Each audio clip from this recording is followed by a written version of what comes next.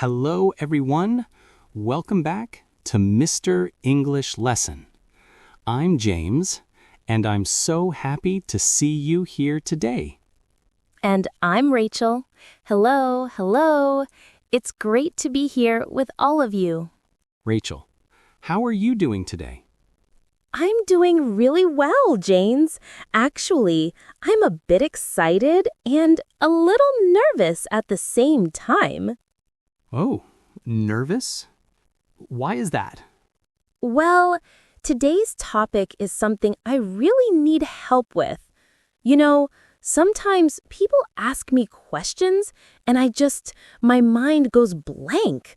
I don't know what to say. Ah, yes. That happens to everyone, Rachel. Even native speakers feel this way sometimes. Really? That makes me feel better.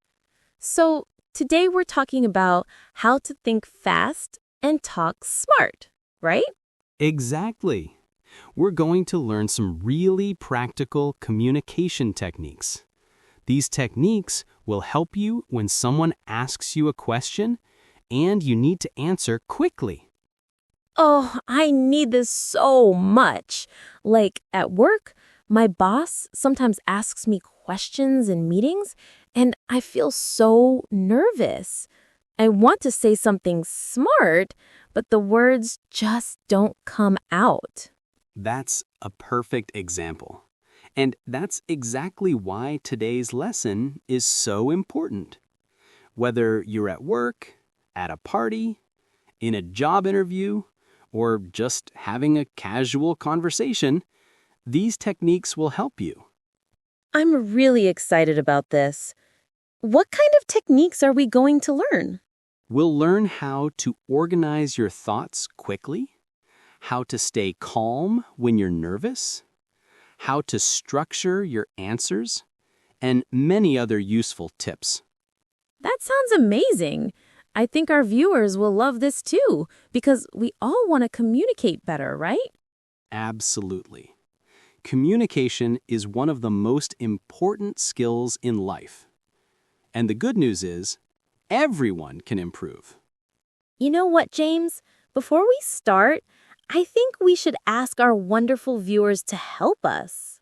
That's a great idea, Rachel.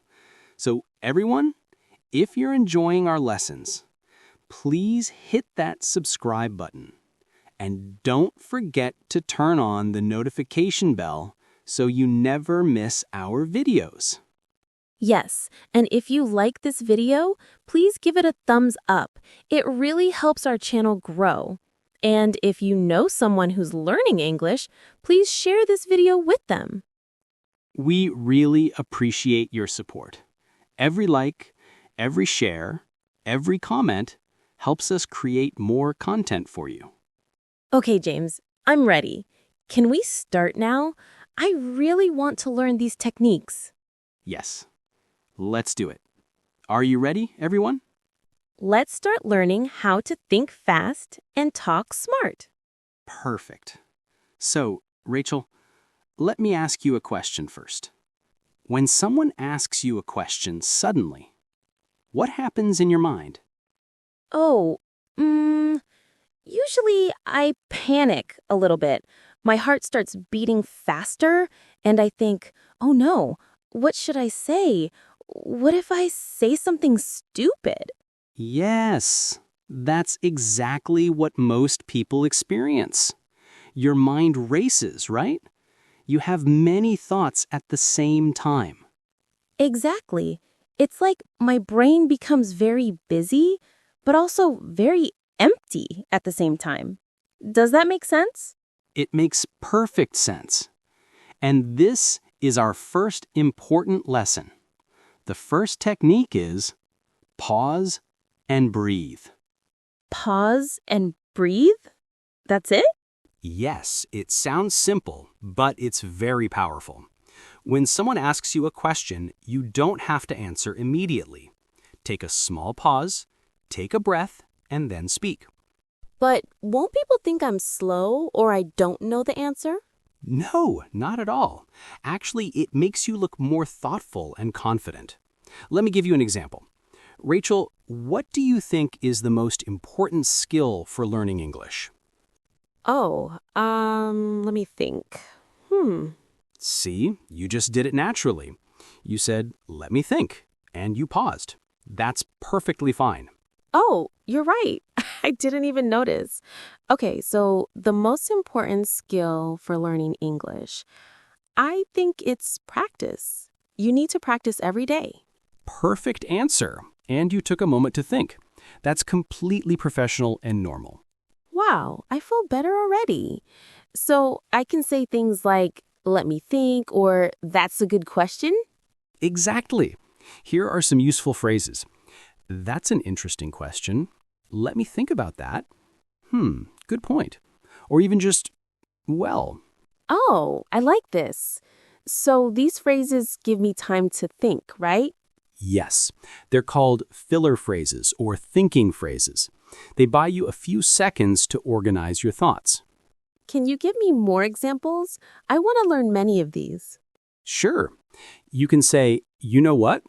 Actually, to be honest, from my experience, or if I remember correctly. Let me practice. James, ask me another question. Okay. Rachel, what's your favorite thing about teaching English? Oh, that's an interesting question. Well, I really enjoy seeing students improve. When they understand something new, their faces light up, and that makes me so happy. Excellent. You used that's an interesting question and well, two great filler phrases, and your answer was wonderful. Thank you. This is really helping. Okay, what's the next technique? The next technique is use simple words first. Many people try to sound very intelligent, so they search for complicated words, but this actually makes communication harder. Oh, I do this sometimes. I try to use big, fancy words, and then I forget them or use them wrong. Exactly. It's much better to use simple, clear words that you know well. You can communicate your idea effectively without complicated vocabulary. Can you give an example? Sure. Imagine someone asks you, what do you think about climate change? Some people might try to say, it's an extraordinarily catastrophic phenomenon that necessitates immediate amelioration.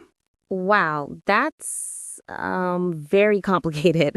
I don't even know all those words. Exactly. But you could simply say, climate change is a big problem. We need to act now. It's affecting our planet, and everyone should help. Oh, that's so much clearer. Same meaning, but easier to understand. Yes, and easier to say. When you use simple words, you speak more confidently because you're using words you know well. That makes so much sense. I always thought I needed to use difficult words to sound smart. Many people think that, but actually, the smartest communicators use simple language. Think about the best teachers. They explain difficult ideas using simple words. You're right. Okay, so simple is better. What's the third technique? The third technique is very important. Answer the question directly first, then add details. What do you mean by that? Well, many people start with a long story or background information, and the listener gets confused. It's better to give a direct answer first, then explain. Can you show me an example? Of course. Imagine someone asks you, do you like your job? A confusing answer would be, well, I've been working there for 3 years, and before that I worked at another company, and my boss is nice, but sometimes the commute is long. Oh, I see. The person never actually answered if they like their job or not. Exactly. They're giving lots of information, but not answering the question. A better answer would be, yes, I like my job. I've been there for 3 years, and my boss is very nice. The only challenge is the long commute, but overall, it's good. Ah, so you start with, yes, I like my job. That's the direct answer. Then you add the details. Perfect. You've got it. This technique makes your communication much clearer. Let me practice. Ask me a question, James. Okay. Rachel, do you think learning English is difficult? Good question. Yes and no. Yes, it can be challenging, especially grammar. But no, it's not impossible. With practice and good lessons, anyone can learn. Excellent answer. You directly addressed the question with yes and no, then you explained both sides. Very clear. Thank you. I'm learning. What's the next technique? The next technique is one of my favorites. Use a structure or framework. This is very helpful when you need to organize your thoughts quickly. What kind of structure? Like an outline? Sort of. There are several simple structures you can use. One popular structure is past, present, future. Past, present, future. How does that work? Let me show you. If someone asks, "Tell me about your English learning journey," you can structure your answer like this. In the past, I struggled with English. I couldn't speak at all. Now, in the present, I'm practicing every day and improving. In the future, I want to speak fluently and maybe travel to English-speaking countries. Oh, that's so organized. The structure helps you know what to say next. Exactly. And there's another structure I really like. What? So what? Now what? What? So what? Now what? That sounds interesting. Explain, please. Okay. What means you state the fact or situation. So what means you explain why it matters. Now what means you talk about the action or next step. Can you give me an example? I want to understand this clearly. Of course. Imagine someone asks about your company's new project. You could say, "We're launching a new app next month." What? This will help our customers save time and money. So what? We're currently training the team and preparing marketing materials. Now what? Oh, I love this. It's like telling a complete story with the clear beginning, middle, and end. Yes, and when you use these structures, you sound very professional and organized. This is so helpful, James. I'm going to practice these structures. Which one should I use? That's a great question. It depends on the situation. For talking about experiences or changes, use past, present, future. For explaining opinions, use point, reason, example.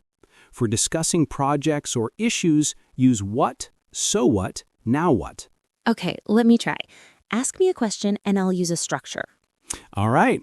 Rachel, why do you think communication skills are important? Okay, let me use point, reason, example. Communication skills are extremely important. That's my point. Because in every area of life, work, relationships, learning, we need to express ourselves clearly. That's my reason. For example, when I improved my communication, I became more confident at work and my boss started giving me more responsibilities. That's my example. Fantastic. That was perfect. You used the structure naturally and your answer was clear and convincing. Thank you. I feel like these structures are like helpful tools in my toolbox. That's a perfect way to describe it. Now, let's talk about the next technique. Listen actively. Listen actively? But I thought we were talking about speaking and answering questions. Yes, but good speaking starts with good listening. When someone asks you a question, listen carefully to what they're really asking. What do you mean by what they're really asking? Sometimes people ask one question, but they want to know something else. You need to listen not just to the words, but to the intention behind the question.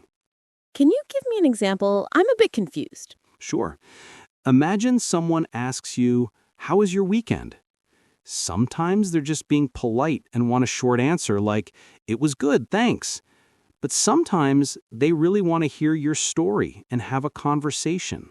Oh, so I need to understand the context and read the situation. Exactly. Also, when you listen actively, you can use what they said in your answer. This makes the conversation flow better. How do I do that? Let me show you. Rachel, I'm going to say something, and you respond using my words. I'm really excited about the new coffee shop that opened downtown. Oh, a new coffee shop downtown. That sounds great. What kind of coffee do they have? Perfect. You repeated new coffee shop downtown. That shows you were listening, and then you asked a follow-up question. This is active listening. Oh, I see. So I acknowledge what they said and build on it. Yes. This technique does two things. It shows respect because you're paying attention, and it gives you more material to work with in your answer. This is really smart. So if someone says, I'm thinking about changing careers, I could say, changing careers is a big decision. What field are you interested in? Excellent example. You're really getting this, Rachel. Thank you. What's the next technique? The next technique is about body language and confidence. The way you present yourself physically affects how you communicate. You mean like standing up straight and making eye contact? Yes, your body language sends messages even before you speak. When you stand or sit with confidence, you feel more confident and you speak better. Really? The body affects the mind? Absolutely. There's actually research about this. When you stand in a confident posture, shoulders back, head up, your brain releases chemicals that make you feel more confident. That's amazing. So, what should I do with my body when I'm speaking? Great question. First, make eye contact. Don't stare, but look at the person when you're talking. This shows you're engaged and confident. Okay, eye contact. What else? Stand or sit up straight. Don't slouch.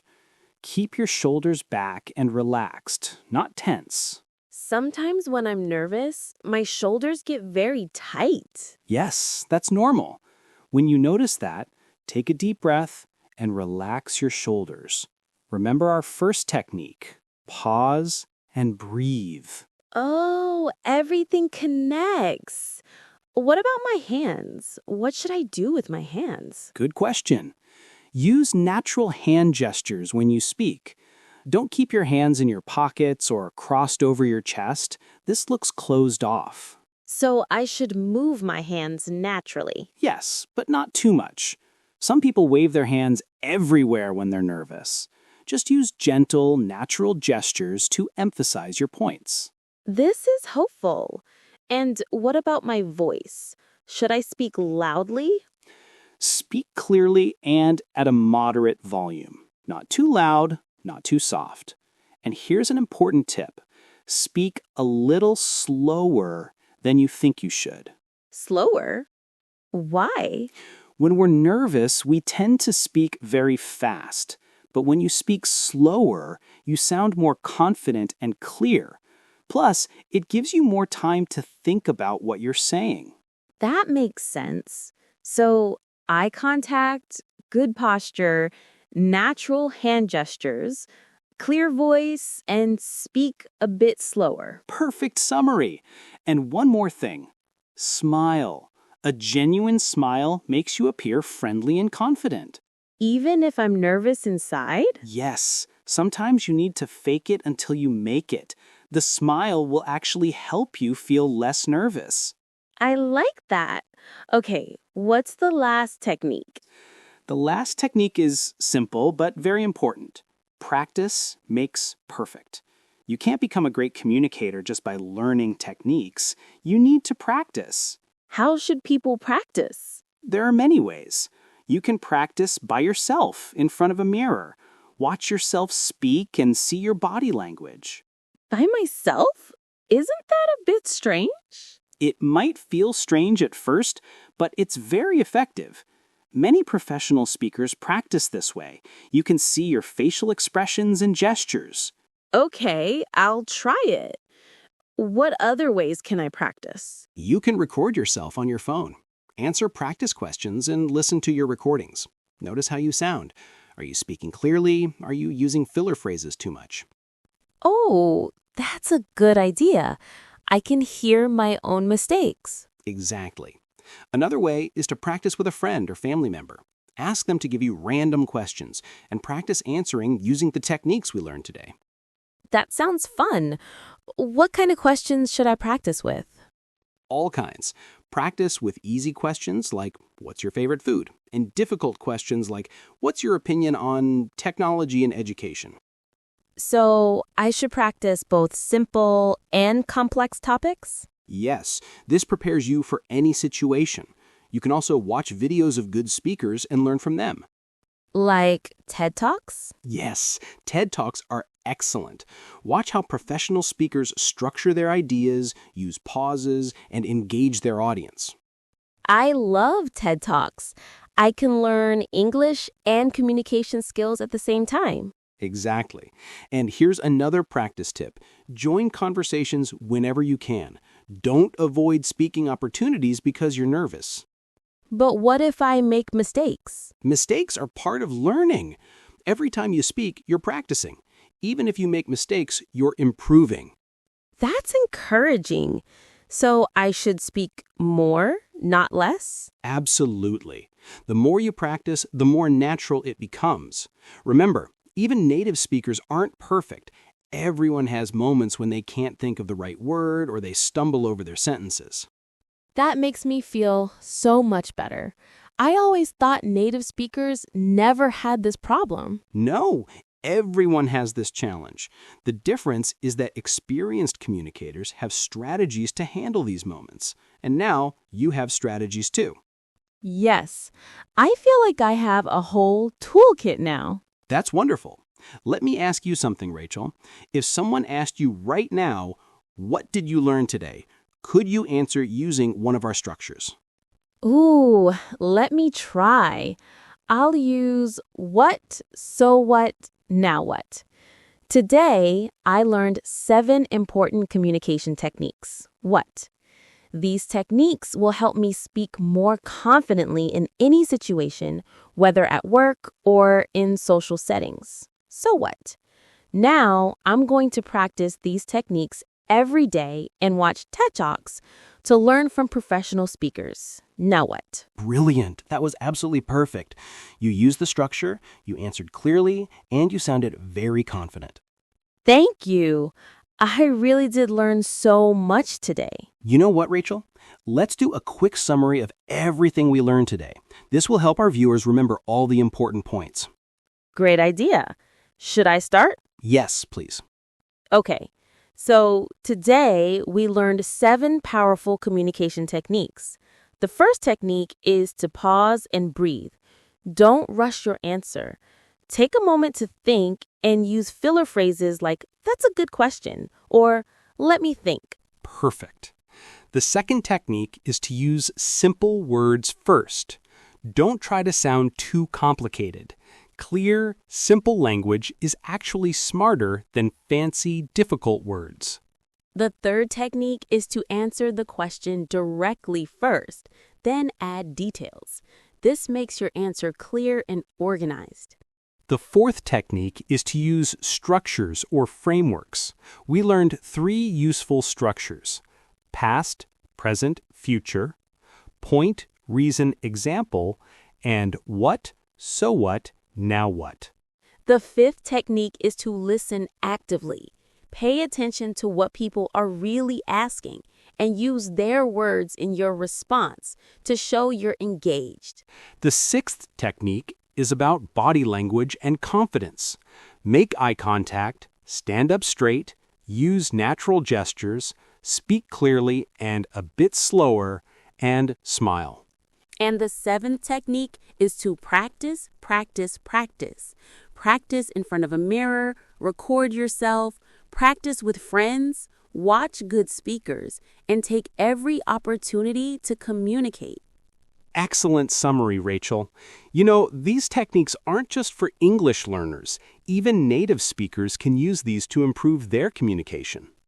That's true. Communication is a skill, and everyone can get better at it. Exactly. And the beautiful thing is, the more you use these techniques, the more natural they become. At first, you might think about them consciously, but soon they'll be automatic. I'm really excited to practice. I think our viewers are excited too. I hope so. Remember, everyone, good communication opens so many doors in life. It helps you at work, in your relationships, in your learning, everywhere. And you don't have to be perfect. Just practice and improve little by little. That's right. Progress, not perfection.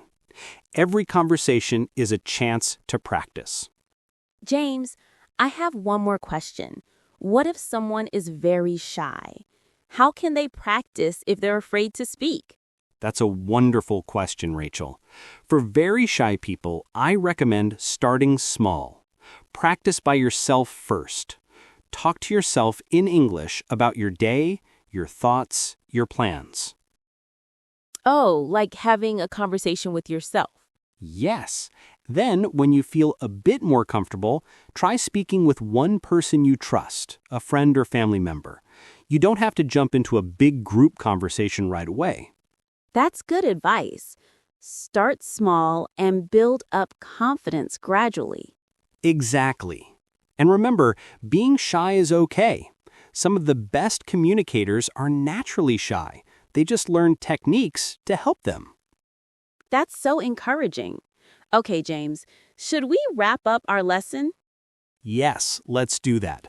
But first, I want to say something to all our viewers. If you watched this whole video, congratulations. You just spent almost 30 minutes learning and practicing English. That's amazing. And thank you so much for spending your time with us. Now, we have a small request. If you found this lesson helpful, please give us a thumbs up. It really helps us know that you enjoy our content. Yes, and if you haven't subscribed yet, please hit that subscribe button. We make new English lessons every week, and we don't want you to miss them. Also, turn on the notification bell so you get notified when we upload new videos. And here's something fun. We want you to practice in the comments. Can you answer this question using one of the structures we learned today? Why are you learning English? Yes, use past, present, future, or point, reason, example, or what, so what, now what. Write your answer in the comments below. We read your comments, and we love seeing you practice. Don't be shy. Everyone is here to learn, so mistakes are welcome. And if you know someone who's learning English, please share this video with them. Sharing is caring, and you'll help them improve their communication skills.